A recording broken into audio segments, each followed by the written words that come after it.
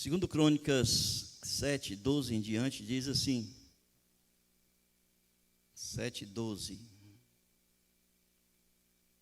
De noite o Senhor apareceu a Salomão e lhe disse: ouvi a sua oração e escolhi para mim este lugar para a casa do sacrifício.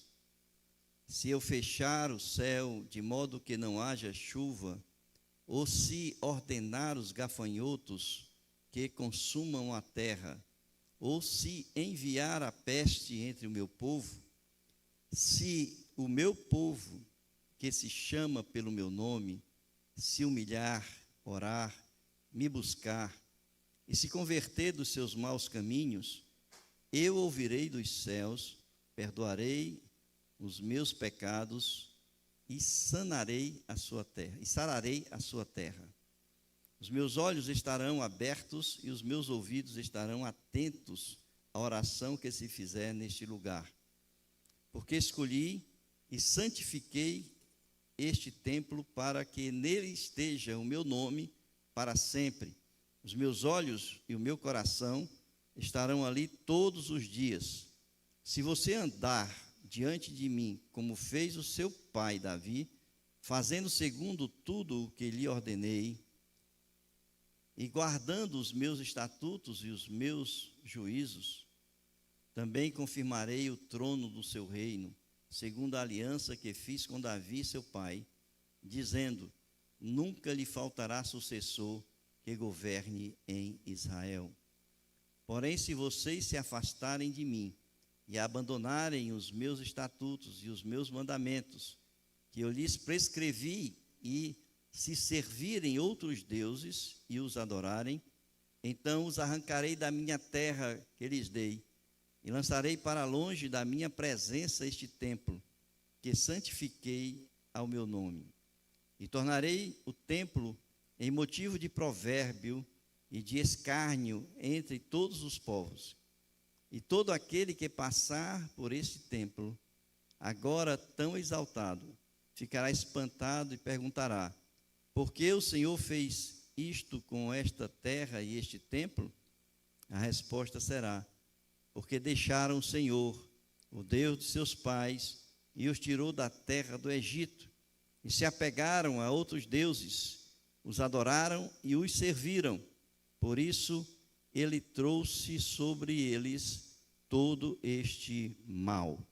Amém, queridos? Irmãos, nós estamos acompanhando a lição, as lições de vocês da Escola Bíblica Dominical desse trimestre. Nós vimos no primeiro domingo, quando Saul assumiu o reinado, as circunstâncias. Depois nós vimos Davi e agora nós estamos vendo a questão de Salomão. É claro que eu não estou falando aqui exatamente dos assuntos que estão ali, mas referente à lição. E nós queremos pensar nesta manhã um pouco sobre o reinado de Salomão. E o que eu queria trazer para a reflexão dos irmãos é com relação às promessas de Deus que foram sobre o rei Davi, depois na continuidade com o rei Salomão. Mas nós queremos pensar não que as promessas elas têm uma condicionante para que elas se cumpram na vida da gente. A gente sabe que Deus é fiel no contexto da sua palavra, no contexto das suas promessas, mas nós estamos vendo dentro do aspecto bíblico que Deus ele exige a obediência e a fidelidade a Ele para o cumprimento das suas promessas. Ele é fiel à sua palavra, Ele é fiel às suas promessas. Ele é fiel mesmo que nós não sejamos fiéis, diz a palavra de Deus. Mas a gente percebe que a sua aliança conosco, ela depende do cumprimento de nossas obrigações nesta aliança. A gente sabe que a aliança ela tem um viés de mão dupla. Existem obrigações de ambas as partes. E nós temos essas obrigações tanto na antiga aliança, no Antigo Testamento, como nós temos as obrigações no Novo Testamento. E nós então queremos pensar um pouco sobre isso, para que a gente saia daqui com essa consciência de que nós precisamos firmar os nossos passos de acordo com a palavra de Deus, com a vontade do Senhor, para que assim a gente possa ter a tranquilidade de receber todas as promessas de Deus sobre a nossa vida. E a gente sabe que o reinado de Salomão foi bem diferente do reinado de Davi, seu pai. A gente sabe que Salomão recebeu um reino pacificado, né? Enquanto Davi era um homem que tinha as mãos sujas de sangue, porque era um guerreiro, e que ele conquistou ali a terra de Israel, ele pacificou Israel, ele conseguiu unificar e pacificar Israel, e ele entregou ao seu filho Salomão um reino pacificado, em que ele pôde desfrutar dessa paz durante todo o seu reinado. E é por isso que não foi Davi que recebeu a responsabilidade de construir o templo, porque ele foi esse guerreiro, mas foi Salomão que recebeu essa responsabilidade.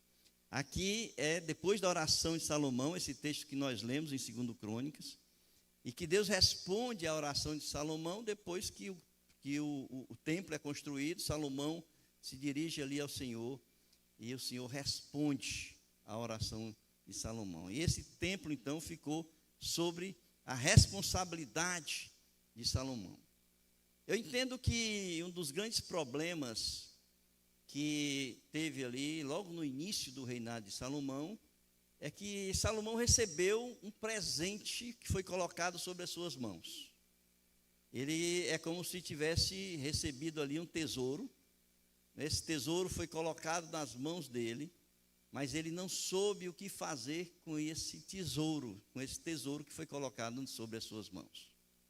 E desde o início ele foi humilde diante disso. Embora ele tivesse o status, o poder, a riqueza de um reino como Israel naquela época, mas ele não se sentiu em condições de ser juiz daquela nação. E ele, com humildade, ele foi à presença de Deus. Ele ainda é de tenra idade. Ele foi à presença de Deus e ele pediu ali ao Senhor sabedoria. E sabedoria foi o que Deus concedeu a ele, para que ele pudesse iniciar ali o seu reinado e ele pudesse ser rei daquela grande nação já estabilizada que foi Israel, não é? E no texto que nós vamos ver, em 2 Crônicas, no capítulo 1, a partir do versículo 11, a gente vai ver esse pedido de Salomão a Deus, que diz assim: Deus disse a Salomão: visto que foi este o desejo do seu coração, e você não pediu riquezas, bens ou honras, nem a morte dos seus inimigos, nem tampouco pediu longevidade, mas sabedoria e conhecimento para poder governar o seu povo, sobre o qual o constituí rei, sabedoria e conhecimento lhe serão dados. E lhe darei também riquezas, bens e honras, como nenhum rei antes de você teve, nem nenhum rei depois de você terá. Salomão voltou para Jerusalém, da sua ida ao lugar alto que ficava em Gibeão, de diante da tenda do encontro, e reinou sobre Israel. É claro que aqui a gente começa a perceber um pouco dessa relação de Salomão com Deus, e onde Deus começa a mostrar a Salomão como ele deve andar diante de Deus. Deus, ele disse a Salomão: olha, você pode pedir o que você quer, o que você deseja. Tem um versículo que vem antes dele pedir essa questão, em 1 Crônicas ali, no versículo 7 daquele texto que a gente estava lendo, no versículo 7 diz: peça o que você quer que eu lhe dê. E Salomão, então, diante da sua responsabilidade, ele sentindo que mesmo na idade e falta de maturidade e experiência, com humildade ele vai à presença de Deus e pede sabedoria, né? E a gente então percebe o seguinte, que existe algumas coisas que são restritas ao que nós podemos pedir a Deus. Deus, ele coloca, ele abre a possibilidade de nós chegarmos à presença dele. Nós podemos chegar diretamente à presença dele, nós não precisamos de ninguém para mediar. Mas ele diz assim, olha, você pode pedir o que você quiser, mas segundo a vontade de Deus. E nesse texto, irmãos, é interessante porque ele vai dizer a Salomão exatamente isso. E ele diz, visto que os desejos do seu coração não foi. Né? Então, aquilo que ele disse não foi, era exatamente aquilo que, se Salomão tivesse pedido, ele não teria atendido. Porque não era aquilo que Salomão, não era aquilo que era a vontade de Deus para Salomão. Nós podemos chegar à presença do Senhor, nós temos essa liberdade, nós podemos pedir aquilo que está no nosso coração, mas nós temos que saber que Deus, ele restringe, segundo a sua vontade, para atender aquilo que nós vamos à presença dele. E ele colocou diante de Salomão algumas coisas que a gente não pode pedir, mesmo que a gente queira, mesmo que a gente esteja precisando, mesmo que a gente esteja necessitando, são coisas que Deus não vai atender. Por exemplo, ele disse para Salomão, se você tivesse pedido riquezas, que eu entendo que tem muitas pessoas que passam dificuldades financeiras, crentes que passam dificuldades financeiras, e que vão à presença de Deus, para que Deus possa abrir portas, para que eles possam sair dessa situação, muitas vezes complicadas financeiramente. Mas nós não podemos pedir algo que não é da vontade de Deus, e por que ele faria isso? Riqueza. A teologia da prosperidade, ela vai de encontro com isso que Deus mostrou ali a Salomão, quando a gente pede riqueza, não é? Uma outra coisa que Jesus disse para Salomão, se você tivesse pedido bens ou honras, ou seja, casa, carro, etc., ou honras, status, embora Salomão já tivesse isso, poder, tivesse dinheiro, mas ele disse, não foi isso que você pediu. Portanto, são coisas que Deus não vai atender a nossos pedidos. Uma outra coisa que ele coloca é, se tivesse pedido a morte dos seus inimigos. Né? Tem muitas pessoas que estão em conflitos com outros, né, e que muitas vezes não conseguem resolver os pedidos, e estão pedindo assim, Senhor, por que ele não morre, né? Existe uma história do Billy Graham, né, da esposa do Billy Graham, que perguntaram para ela se ela já tinha pensado em se separar do Billy Graham.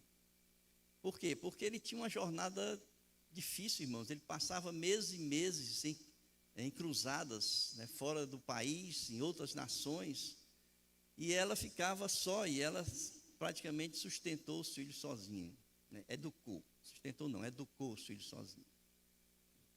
Aí perguntaram para ela, e ela disse assim, olha, separar não, mas já pensei muitas vezes pedir que ele morresse. Não é? Então, ficou assim uma situação, né? Mas é claro que ela fez isso numa brincadeira, mas não é isso que acontece, irmãos. Muitas vezes nós estamos com um problema com alguém, né? Às vezes até nos nossos relacionamentos, e a gente, Senhor, por que não morre? Não é?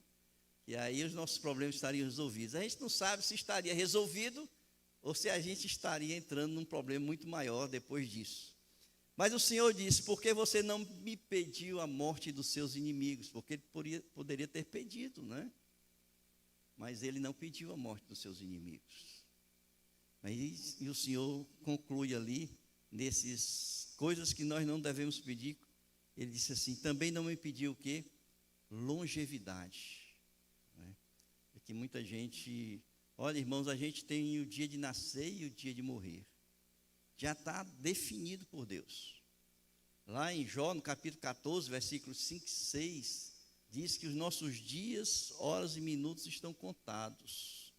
Nós não podemos acrescentar mais nada àquilo que Deus já decidiu em seu decreto para a vida de cada um de nós. Se nós vamos viver 30, 40, 50, 70, gente que hoje vive 100 anos, 100 e poucos anos, não depende de nós e de nós estarmos pedindo uma coisa que já está definida por Deus. E nós, muitas vezes, chegamos à presença de Deus, Senhor, deixa eu viver mais um pouquinho, né? Deixa eu viver aí uns 100 anos, eu tenho muitas coisas para resolver, né? Eu tenho que colocar minha casa em ordem, né? Porque Deus, quando disse que Ezequias ia morrer, disse assim, olha, vai botar tua casa em ordem, porque tu vai morrer. Então as pessoas dizem assim, por que ele deu 15 anos para Ezequias e não dá para mim mais uns 20, 30 anos para viver, né? Irmãos, não adianta, tá certo? Você vai viver o tempo que Deus decidiu que você vivesse. Tem gente que morre, já nasce morto, né? Tem gente que vive poucos meses, anos, tem gente que morre na adolescência, na juventude, tem gente que morre na velhice. Então não depende da gente. O que depende da gente é viver cada dia o dia que Deus nos concede, né? Jesus, ele disse assim, vivei cada dia o seu mal. Então a gente precisa viver esse dia. O dia de hoje é o dia que Deus nos concedeu, amanhã nós não sabemos. Então viva intensamente o dia de hoje, porque foi este dia que Deus acrescentou à sua vida. Então, pela humildade de Salomão, né, e que ele chegou lá, não pediu nada disso, o Senhor então concedeu a Salomão a sabedoria que ele pediu. O que ocorre, irmãos, é que ao longo do reinado de Salomão, ele se deixou conduzir pelo seu coração. Ele perdeu, ele deixou de ser fiel ao Senhor, e ao longo da sua existência ali como rei de Israel, ele se deixou conduzir pelo coração, porque ele começou a fazer alianças com as nações próximas, e em cada aliança que ele fazia era uma esposa que ele ganhava. A gente sabe que Salomão teve 1000, né? E muitas delas, é claro, a gente sabe que foi apenas para cumprir uma aliança, talvez ele nem tivesse tido nada com essa pessoa, ou se tivesse tido apenas para consumar, né, a aliança. Mas cada aliança que ele fazia com as nações era uma esposa que ele ganhava. E essas esposas, muitas delas, aliás, talvez até todas, né, porque não eram povo de Deus, eram idólatras. E ele permitiu que fosse ali realizado em Israel cultos aos ídolos daquelas esposas. Então seu coração foi infiel, não é?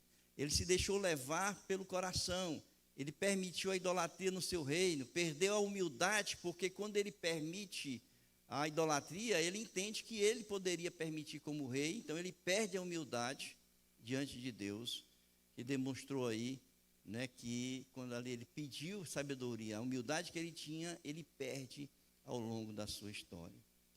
E o resultado disso é que, por amor a Davi, ele não perdeu o trono, né, mas assim que ele morreu, e o seu filho Roboão assumiu o trono foi dividido.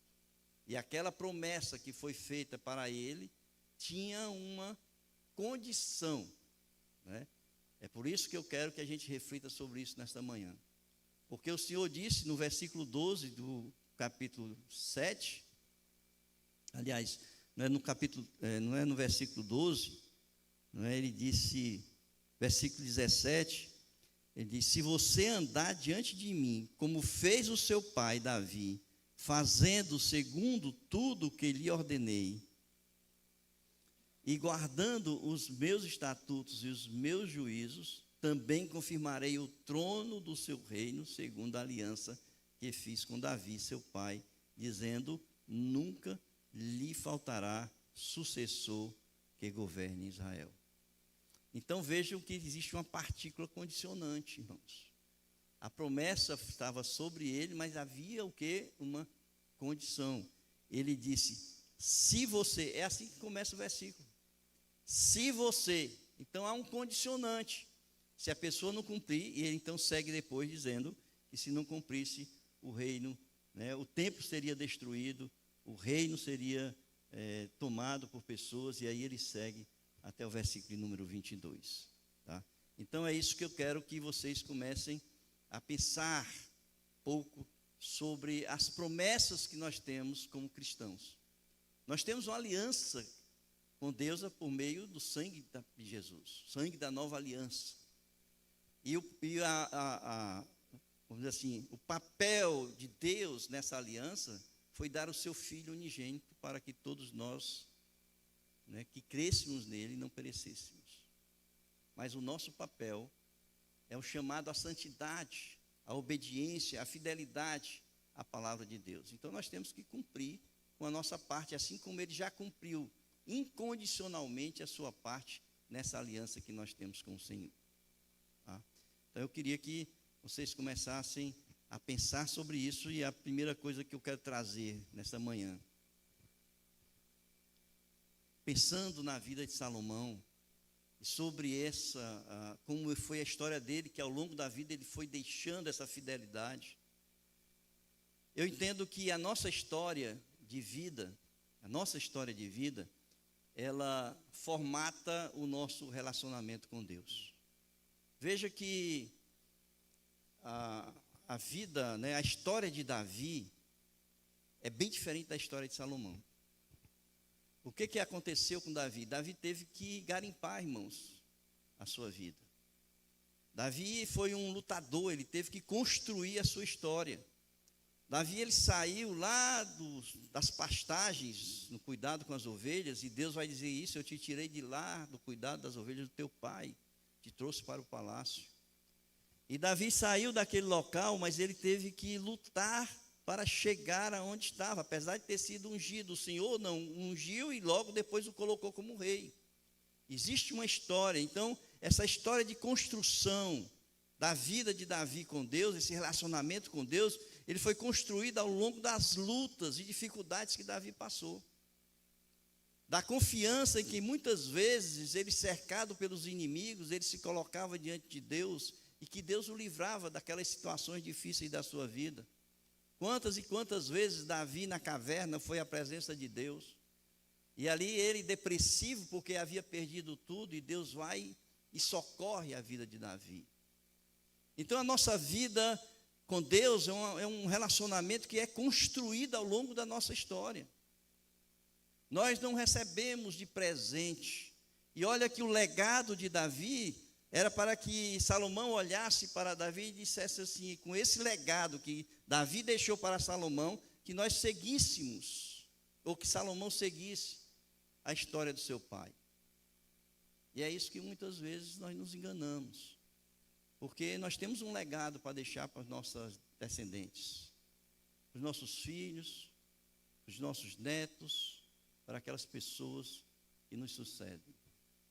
Mas nem sempre, irmãos, e nós estamos aí, a história está para mostrar quantos e quantos filhos de pastores se desviam, quantas pessoas têm filhos na igreja, e quando crescem saem, né, e os pais têm um legado espiritual para deixar para esses filhos.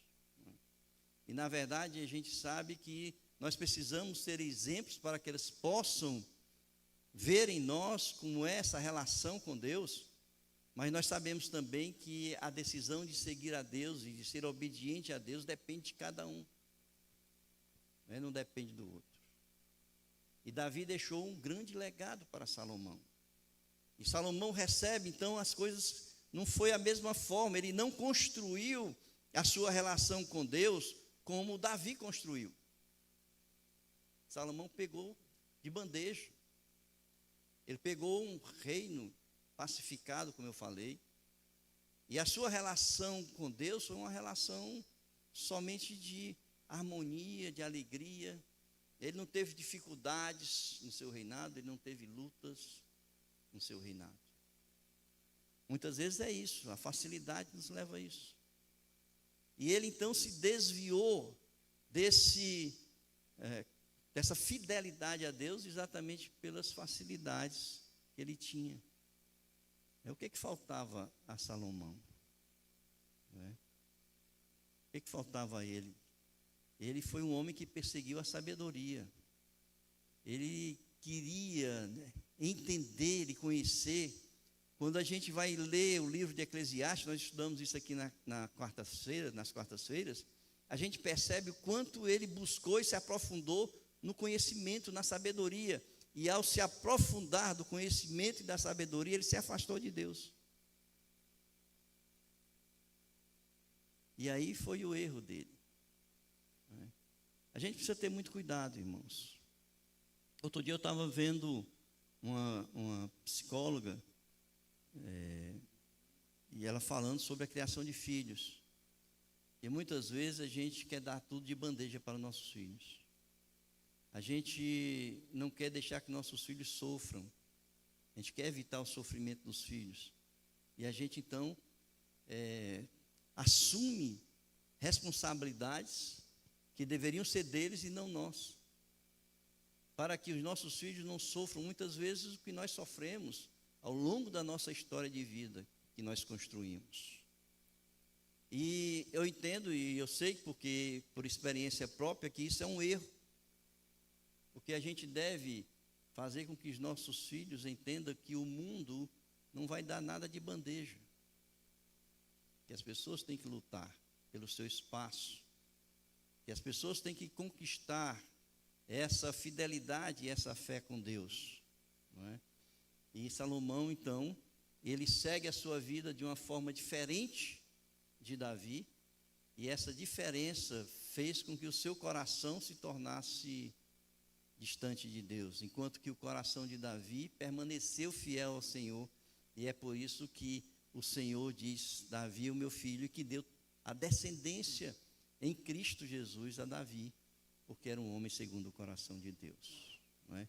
Então a primeira coisa que a gente tem que pensar nessa questão é essa história de vida, né? É a nossa história de vida formata a nossa relação com Deus, nos aproxima de Deus. Os problemas, irmãos, não nos afastam de Deus, pelo menos os crentes verdadeiros. Pelo contrário, assim como Davi nos aproxima, nos tornamos mais humildes, nos tornamos mais dependentes, mais confiantes na presença de Deus, porque sabemos que Ele não vai nos faltar nos momentos mais difíceis da nossa vida. Uma outra coisa que a gente aprende nessa vida de Salomão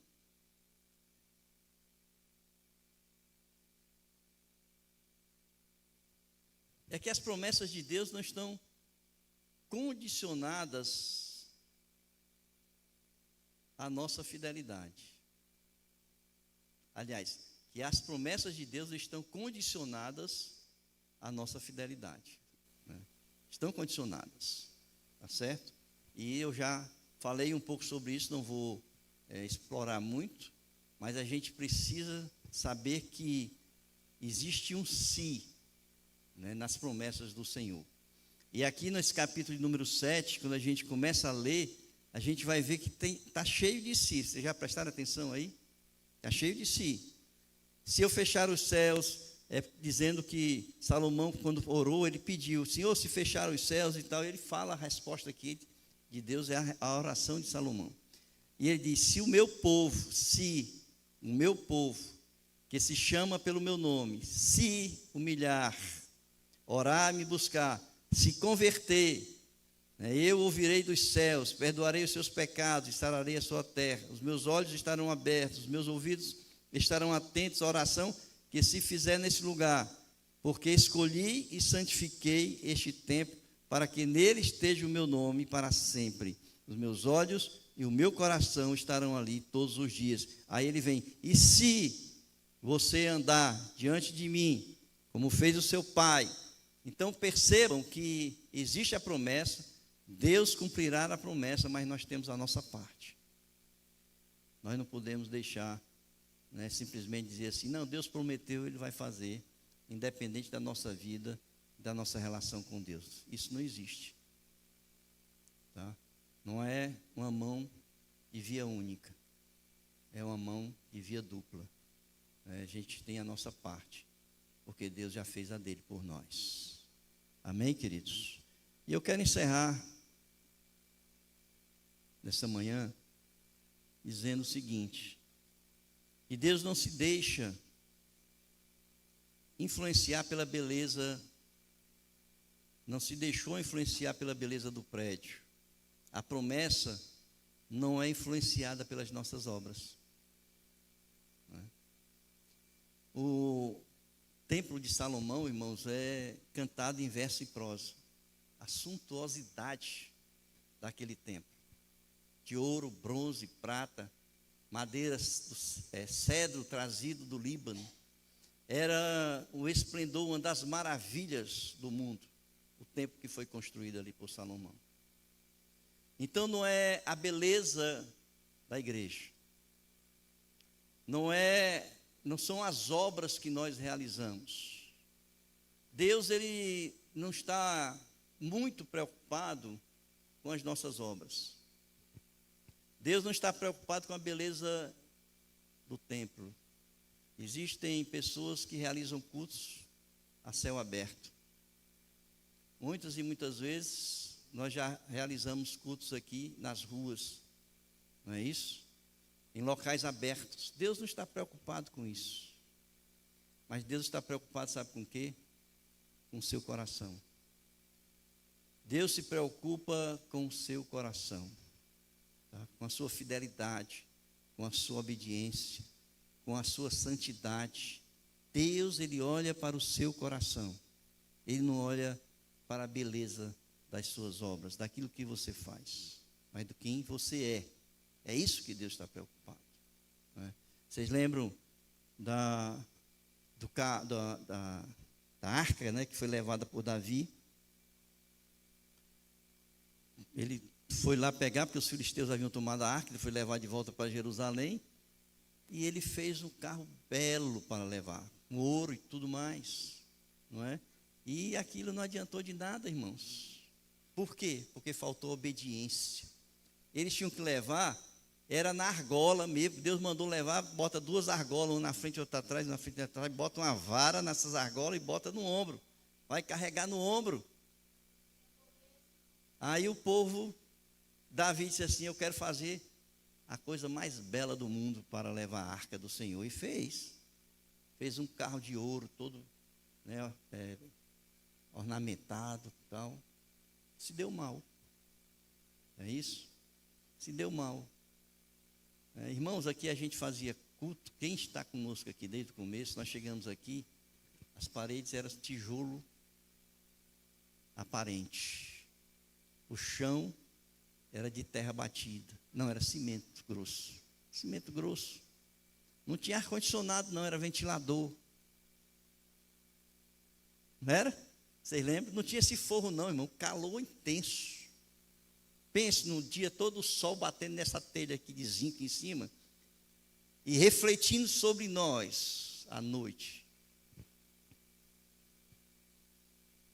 Tinha ventilador. Não era banco de madeira, era cadeira de plástico. E aqui a gente se reunia e o Senhor recebia o culto e o Senhor abençoou. Não é? Eu fui pastor de uma igreja no Conjunto Palmeiras. Hoje é a 2ª maior igreja da Cibuc, Batista da Cibuc. Tem 700 membros. A gente fazia escola bíblica dominical, irmãos, a céu aberto no quintal, debaixo de árvores, porque não tinha onde se reunir. E Deus abençoou. Não é o local, não é a beleza do local. Encher isso aqui de mármore, não é? De cadeiras confortáveis, não é? Tem muita gente trocando esses bancos de madeira por cadeira confortável. O conforto para as pessoas que vêm. Será que você está agradando a Deus pelo conforto que você oferece ao povo, ou você deveria fazer algo melhor, agradando a Deus? Porque se você agradar a Deus, o resto é consequência.